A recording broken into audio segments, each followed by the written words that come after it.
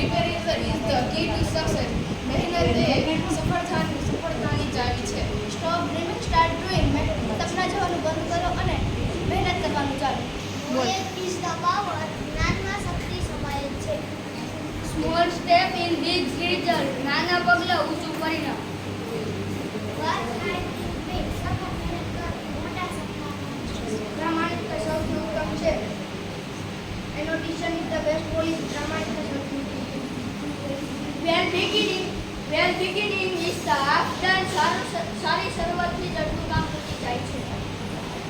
Always be positive. હંમેશા સકારાત્મક વિચારો.